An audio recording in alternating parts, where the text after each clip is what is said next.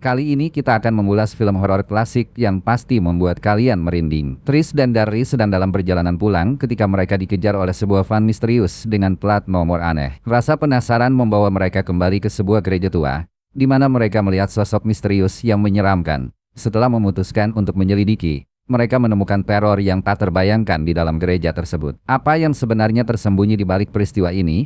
Dan bagaimana mereka akan menghadapi kengerian yang menanti? Mari kita mulai petualangan menegangkan ini.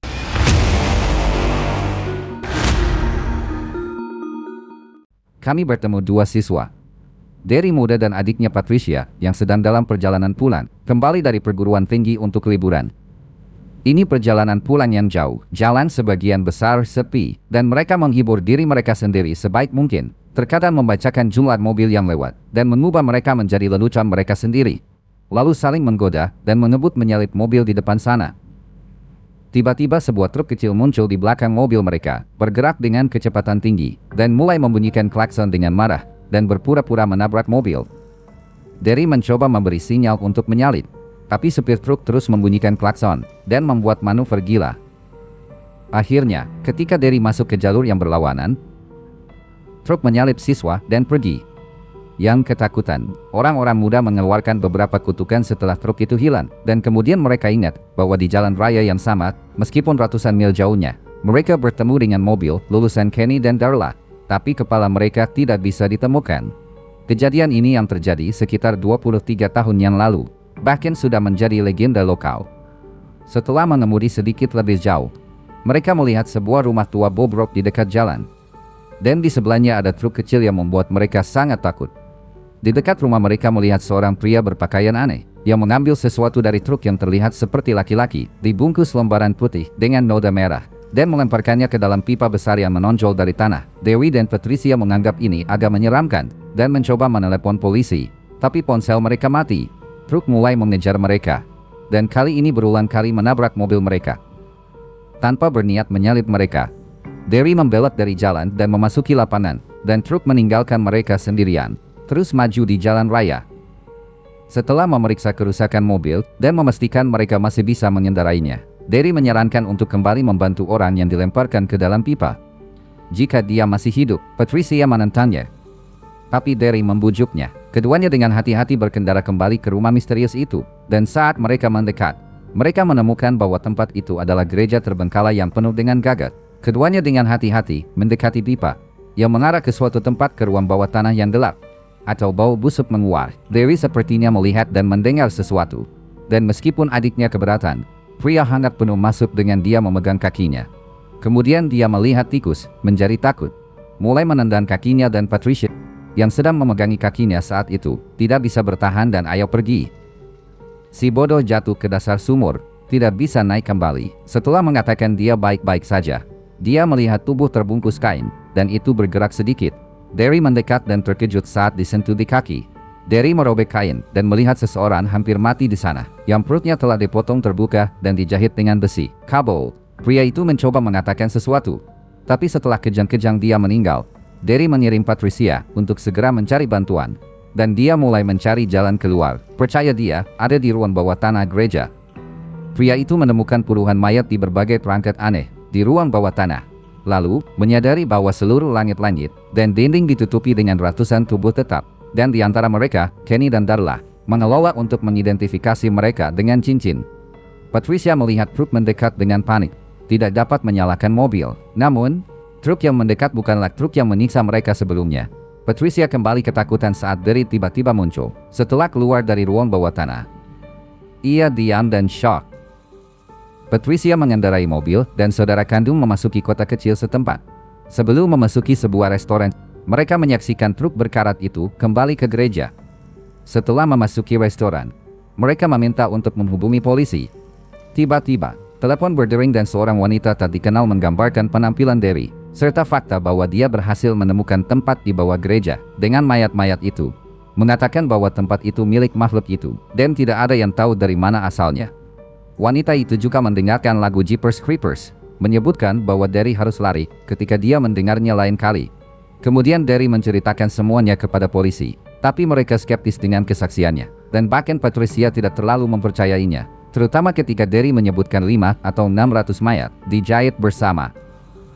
Saat para murid kembali ke mobil, mereka menemukannya terbuka, seolah-olah seseorang pernah ke sana, dan pakaian mereka diobrak-abrik. Ini disaksikan dan pelayan mengatakan, dia melihat seorang pria asing di sana, mengendus pakaian saudara kandung. Mereka juga melihat sidik jari di pegangan mobil. Dan sekarang polisi lebih serius menanggapi kesaksian Derry. Mereka semua pergi ke gereja bersama-sama. Derry dan Patricia mendiskusikan apa yang terjadi, tidak dapat memahami bagaimana seseorang dapat berkendara ke gereja, dan kembali dalam waktu yang singkat. Polisi di mobil mereka menerima informasi bahwa gereja sedang terbakar, ada petugas pemadam kebakaran, dan masih belum mungkin untuk didekati. Mereka juga menemukan bahwa sidik jari di mobil itu milik orang mati. Kemudian mereka mendengar bahwa sesuatu mendarat di mobil patroli. Sementara saudara kandung berbicara, makhluk humanoid dengan kapak membunuh polisi mengikuti yang muda, dan melempar salah satu kepala mereka ke kaca mobil Derry. Setelah menginjak rem, saudara kandung keluar dari mobil dan melihat mobil polisi berhenti. Patricia pergi untuk melihat, dan melihat monster menyerupai manusia di kabin, dan kepala polisi di jalan, duduk kembali di mobil mereka. Saudara kandung melihat monster keluar dari mobil patroli, bersiul, mengambil kepala, menciumnya, dan kemudian memakan lidah. Derry dan Patricia pergi, dan monster itu memasukkan mayat polisi ke truknya. Patricia memperhatikan sebuah rumah dalam perjalanan, dan memutuskan untuk mendekatinya. Ada seorang wanita dengan banyak kucing tinggal di rumah. Dia memperhatikan mereka, tetapi segera melihat monster di dekat rumah. Wanita itu menodongkan pistol padanya, menuntutnya pergi. Namun, monster itu tidak bereaksi lebih dulu. Saat dia bergerak, wanita itu menembak. Makhluk itu, dengan cepat, menghindar dan menyelinap ke dalam rumah. Wanita tua itu masuk untuk memeriksa, meninggalkan anak-anak muda di luar. 2 tembakan dilepaskan di dalam rumah. Dan, setelah itu, Derry mengamati wanita yang berdiri tak bergerak di salah satu jendela. Bahkan, itu adalah monster yang mencengkeram lehernya, dan memegangi lehernya. Kemudian membuangnya dan pergi untuk saudara kandung, dan mereka melarikan diri dengan mobil. Makhluk itu melompat ke kap mereka. Tetapi mereka berhasil membuangnya dari pembalikan. Kemudian mereka menyerang untuk memukul monster itu, yang dengan mudah melompati mobil. Namun, mereka mencoba lagi dan akhirnya berhasil memukul monster itu. Untuk memastikan, Patricia menabrak monster yang jatuh itu beberapa kali. Selanjutnya, mereka melihat sayap muncul di punggung monster yang tampaknya hancur, mengepat perlahan sampai jatuh. Setelah menabrak makhluk itu sekali lagi, anak-anak muda pergi ke kota terdekat. Derry dan adiknya pergi ke kantor polisi, dan dari panggilan mereka ke rumah, berjanji akan tiba dalam beberapa jam. Seorang wanita bernama Jess memasuki stasiun, memanggil saudara dengan nama mereka. Dia dianggap sebagai peramal lokal, dan adalah orang yang menelepon restoran. Dia mengatakan bahwa setiap 23 mata air, dan selama 23 hari, monster itu bangun dan mulai memakan organ tubuh orang-orang. Ia suka organ-organ ini, menggantikannya sendiri, dan juga menyukai bau ketakutan. Terlepas dari apa yang mereka kelola untuk bertahan hidup, saudara kandung tidak percaya apa yang diperintahkan. Monster yang tiba di dalam truk dengan sedikit tertatih-tatih pergi ke lokasi dan mematikan lampu. Kakak beradik itu panik, mengatakan mereka menabrak monster ini berkali-kali, dan dia tidak mungkin bisa bertahan. Hanya mengatakan bahwa rupanya monster itu memakan banyak hati untuk mati dengan mudah. Seorang polisi memeriksa sel-sel tanpa adanya cahaya, melihat jeruji rusak di salah satunya, dan monster yang menanggalkan pakaiannya sedang memakan salah satu tahanan. Setelah itu, makhluk itu menyerang polisi. Polisi berusaha mengungsi Patricia dan Derry ke lokasi yang aman. Pasukan polisi melacak monster.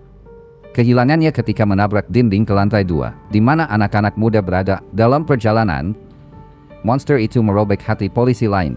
Hanya mencoba menghentikan monster itu dengan 2, sementara Patricia dan Derry kabur ke lantai berikutnya. Tapi itu tidak membantu. Benda itu tidak menyukai baunya, sehingga membuatnya hidup. Para siswa berlari ke ruang interogasi, tapi tidak ada jalan keluar. Monster itu mengawasi mereka melalui kaca cermin, dan kemudian memasuki ruangan. Ia meraih mereka dan mengendus mereka, tapi susu memiliki bau yang lebih menarik, sehingga meninggalkan Patricia di belakang. Pasukan polisi menyerbu tempat itu, bersiap untuk menembak. Patricia mencoba membujuk makhluk itu untuk membawanya. Bukannya kakaknya, tapi membuka sayapnya, memecahkan jendela dan terbang dengan susu. Gadis itu kemudian berteriak, melihat langit yang kosong. Keesokan paginya, Patricia yang hancur berada di kantor polisi. Jess memberitahunya bahwa orang tuanya datang menjemputnya. Patricia bertanya apa yang sebenarnya Jess lihat, dan dia menjawab bahwa dia hanya seorang wanita tua yang gila. Kemudian Patricia pergi, melihat ke langit lagi, memperhatikan seekor burung gagak terbang. Ia terbang ke sebuah bangunan pabrik tua yang ditinggalkan, di mana sekelompok burung lain sudah duduk, dan dimungkinkan untuk mendengar lagu diputar di gramofon. Tempat itu sekarang adalah tempat tinggal monster itu, dan sedang melakukan sesuatu. Kami melihat kulit menggantung, itu adalah kulit susu, dengan lubang kosong, bukan mata, melalui mana monster itu terlihat sekarang dengan mata Derry. Beberapa waktu kemudian, dijelaskan tentang makhluk yang dikenal sebagai Creeper. Itu adalah makhluk gaib yang menyerupai kelelawar, yang muncul setiap 23 tahun. Untuk memakan manusia selama 3 minggu berturut-turut. Memiliki kemampuan untuk beregenerasi dengan memakan organ tubuh manusia. 23 tahun kemudian, kami melihat seorang anak laki-laki mendirikan orang-orangan sawah di tengah ladang jagung. Ayahnya, Jack, mengingatkannya untuk mengikat orang-orangan sawah dengan hati-hati. Tiba-tiba, anjing mereka menggonggong, menandakan bahaya yang akan segera terjadi. Rupanya, tanaman merambat itu diam-diam mengintai bocah itu, sambil berpura-pura menjadi orang-orangan sawah. Anak itu bergerak, dan anak itu menjadi tertarik karenanya. Jadi anak itu pergi untuk memeriksa tanaman merambat. Setelah memperhatikan kaki kotor makhluk itu, anak itu langsung lari ketakutan. Creeper kemudian terbang, dan mengejarnya saat dia berlari dan berteriak minta tolong. Dalam beberapa saat, menjalar berhasil menangkapnya. Jack dan putra sulungnya mendengar keributan itu. Mereka kemudian pergi ke ladang jagung untuk menemukan anak itu, yang berteriak putus asa minta tolong saat tanaman merambat menyeretnya pergi. Menjalar itu langsung terbang bersama bocah itu, membuat mereka tak berdaya. Keesokan harinya adalah hari ke-23. Hari terakhir periode makan menjalar. Bus yang bersemangat penuh dengan atlet pelajar sedang melaju di jalan raya, di area yang sama dengan ladang jagung. Para atlet merayakan kemenangan kejuaraan mereka baru-baru ini. Saat mereka sedang menikmati perjalanan, bus tiba-tiba berhenti di sepanjang jalan. Supir keluar untuk memeriksa bus dan menemukan ban terpotong. Dia kemudian menemukan yang tajam, shuriken blade, yang menyebabkan kerusakan ban. Pelatih mengambil pisau dan menemukan bahwa itu terbuat dari tulang, yang membuatnya takut. Sementara itu, para siswa mendengar siaran radio tentang penggalian reruntuhan gereja yang berfungsi sebagai monumen korban menjalar. Rupanya, pihak berwenang telah menemukan ratusan mayat yang diawetkan, yang dijahit ke langit-langit reruntuhan. Semua tubuh kehilangan bagian atau organ. Pihak berwenang percaya bahwa beberapa mayat berusia 200 tahun. Di ladang jagung, putra tertua Jack, bernama Junior, bersama anjingnya dan menemukan belati menjalar di tanah. Dia kemudian berlari kembali ke rumah, melaporkan belati yang dia temukan kepada ayahnya, yang masih berduka atas kehilangan anak bungsunya. Belati itu tampaknya terbuat dari kulit manusia. Jack memegangnya, dan tiba-tiba terbang menjauh. Dia kemudian menyadari bahwa ia memiliki kemampuan telepati untuk kembali ke Creeper. Dengan ini, dia mendapat ide untuk membuat tombak dengan itu untuk berburu Creeper. Karena ini akan memungkinkan tombak untuk secara otomatis mengenai makhluk itu. Pada saat ini, dia bertekad untuk membalas dendam pada Creeper karena telah mengambil putranya. Kembali ke bus, pengemudi mencoba menggunakan radio untuk meminta bantuan, tetapi tidak memiliki sinyal. Para pelatih juga mencoba menggunakan ponsel mereka, tapi tidak berhasil. Pada akhirnya, pengemudi memutuskan untuk terus mengemudi meskipun ban kempis. Pada malam hari, salah satu atlet mahasiswa di bus, Mingxi, mulai bermimpi. Dalam mimpinya, korban menjalar sebelumnya. Derry menunjuk ke arah yang berlawanan dari bus. Sepertinya dia memperingatkannya bahwa ada bahaya di depan mereka. Anak laki-laki itu juga muncul, memperingatkannya untuk kembali. Creeper kemudian muncul berlari cepat menuju bus, dan melemparkan shuriken ke arahnya. Mingxi terbangun dari mimpi saat shuriken menyentuh ban dalam kenyataan. Ban benar-benar hancur, meninggalkan mereka terdampar di jalan raya antah berantah. Beberapa saat kemudian, sebuah mobil lewat, dan pelatih memberitahu mereka untuk mencari bantuan jika mereka melihat patroli jalan raya. Pelatih menyalakan suar di tengah jalan, menandakan bahwa mereka membutuhkan bantuan. Sementara pengemudi memeriksa ban dan menemukan shuriken lain. Kali ini terbuat dari angkatan laut Derry. Pelatih menempatkan beberapa suar di jalan ketika tiba-tiba dia diambil oleh makhluk itu. Para atlet siswa bingung dengan apa yang terjadi pada pelatih, karena mereka tidak melihatnya diambil oleh makhluk itu. Supir kemudian menginstruksikan semua orang untuk naik bus, karena kemungkinan bahaya. Sementara dia mencari pelatih yang hilang dalam beberapa saat. Menjalar juga langsung membawanya pergi. Adegan itu membuat atlet mahasiswa itu tercengang. Pelatih lainnya kemudian memerintahkan semua orang untuk tetap berada di dalam bus. Ketika segera menjalar tiba-tiba muncul dan menangkapnya juga. Seorang atlet mahasiswa, Scott, mencoba menariknya kembali, tetapi tidak berhasil.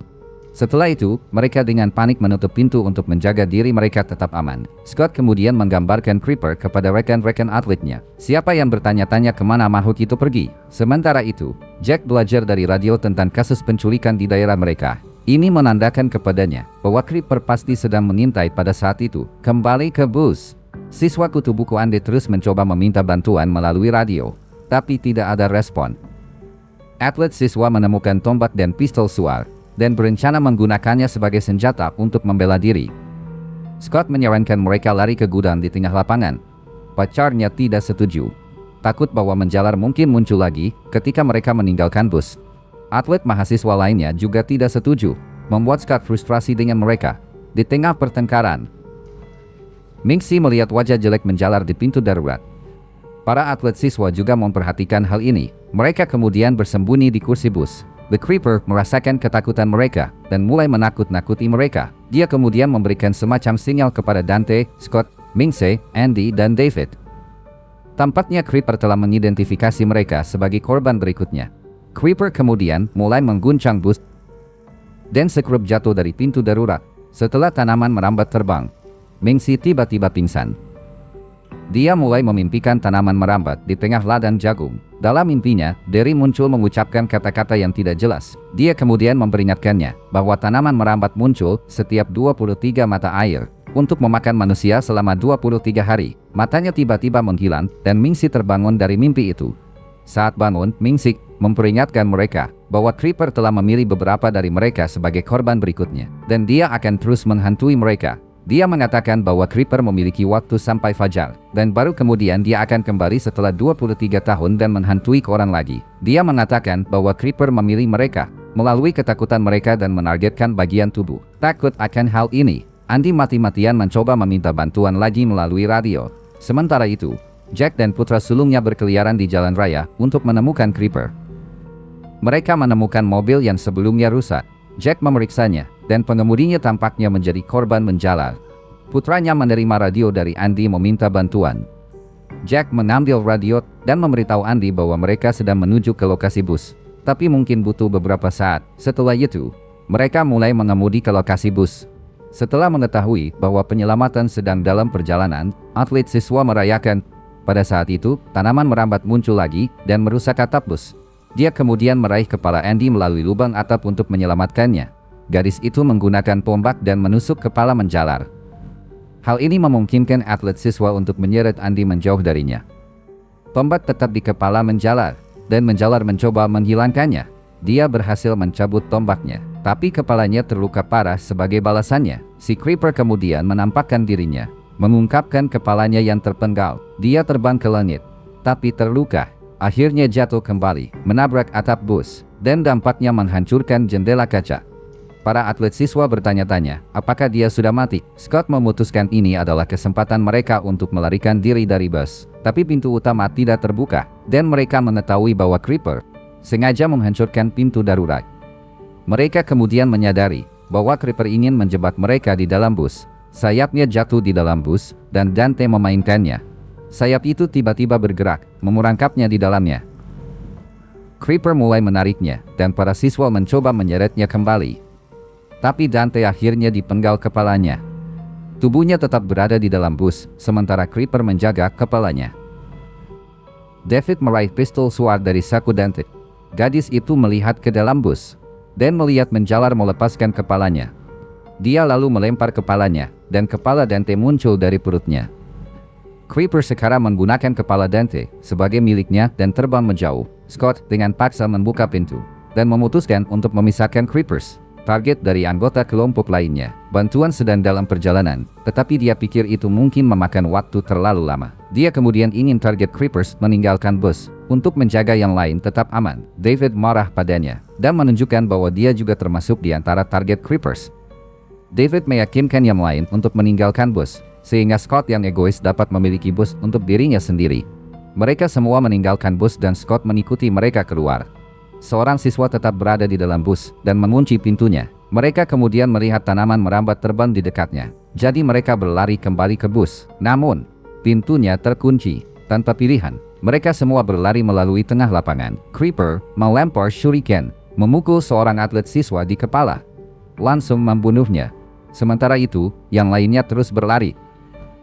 Creeper melempar belati dan mengenai lengan Scott, menjepitnya ke pohon. David dan para atlet pelajar datang untuk melepas belati untuk membebaskannya. David berhasil menghapusnya. Tapi menjalar itu langsung menyeret Scott pergi. Sementara itu, siswa dan temannya tetap berada di dalam bus. Andy menyelinap masuk, dan tanaman merambat muncul, meraihnya. Tapi dia mengalihkan perhatiannya pada Jack, yang baru saja tiba di tempat kejadian bersama putranya. Jack menembakkan tombak dan mengenai tanaman merambat saat terbang menjauh. Dalam upaya untuk melarikan diri, menjalar menyeret kembali mobil mereka, yang melekat pada tombak. Creeper berhasil mengeluarkan tombak, menyebabkannya jatuh kembali ke mobil mereka. Untungnya, itu tidak mengenai matahari yang berada di dalam mobil. Jack kembali menyiapkan tombak, sementara Creeper bersiap menyerang balik mereka. Creeper mendekati mereka, dan Jack menembakkan tombak, memukulnya lagi, tapi tetap hidup dan terbang. Masih terhubung ke tombak. Tali tombak memotong atap bus dan menyeret kembali mobil. Tali terputus, memungkinkan tanaman merambat terbang bebas. Sementara itu, David dan temannya menemukan kendaraan yang rusak. Teman menemukan kunci di dalam dan mereka mengambil mobil. Mereka melihat tanaman merambat mendekat, jadi mereka mengendarai mobil. Dalam kepanikan, menjalar dengan cepat mengejar mobil lambat mereka. Ingin David, yang ada di belakang mobil. David menembakkan pistol suar ke menjalar, menghentikannya sebentar. Tapi makhluk itu terlalu cepat dan masih mengejar mereka. Teman itu terpaksa mencari cara untuk menyelamatkan David, mendorong gadis itu keluar dari mobil. Dia kemudian tiba-tiba menghentikan mobil, menyebabkan Creeper cepat menabrak mobil. Itu terbalik, tetapi semua orang berhasil bertahan hidup. David terluka sebagian, bangun dan menemukan sayap patah menjalar. Mobil meledak, menyebabkan tanaman merambat di dekatnya naik. Ia merasakan hormon Fall David dan mencoba mengejarnya. Namun, ia menyadari anggota tubuhnya patah. Meski kondisinya terluka, itu berhasil melompat ke arah David. Melihatnya mendekat, David menembaknya dengan pistol suar. Namun, Creeper masih berhasil mendarat di atas David dan mencoba melahapnya untuk menyelamatkan diri. David menggunakan seluruh kekuatannya untuk menangkisnya, sementara menjalar mati-matian mencoba menggigitnya. Jack tiba di tempat kejadian dan menembak monster itu dengan tombak. Creeper mencoba bergerak dengan keadaan parah. Jack menusuknya, membuatnya tumbuh kesakitan. Jack terus menusuknya berulang kali, marah karena membawa putra bungsunya pergi. Benda itu segera mati kehabisan darah dan melemparkan tatapan tajam ke Jack saat tubuhnya perlahan terlipat. Creeper segera terlipat menjadi kepompong dan berhenti bergerak. Mingsi mengatakan tanaman merambat belum mati. Itu hanya berhenti bergerak karena waktunya sudah habis. Jadi Jack menusuknya lagi dan mengatakan bahwa itu terlihat mati baginya. Atlet yang masih hidup menunjukkan trauma di wajah mereka. Tapi untungnya mereka akhirnya berkumpul kembali setelah kejadian mengerikan itu. Film berakhir 23 tahun kemudian. Menjalar akan hidup kembali. Ternyata Jack menyimpan tubuh menjalar dan membuat monumen dengannya. Dia mengubah monumen menjadi tempat wisata berbayar untuk dilihat orang yang penasaran. Dia menggambarkan tanaman merambat sebagai kelelawar raksasa yang datang dari kedalaman neraka. Suatu hari grup remaja mengunjungi daerah tersebut dan membayar masing-masing $5 untuk putra dewasa. Mereka kemudian memasuki gudang dan menemukan tubuh menjalar di dinding. Jack tua duduk di sebelah tombaknya, menunjuk ke menjalar. Para remaja mewawancarainya, dan dia menceritakan bagaimana dia membunuhnya menggunakan tombaknya.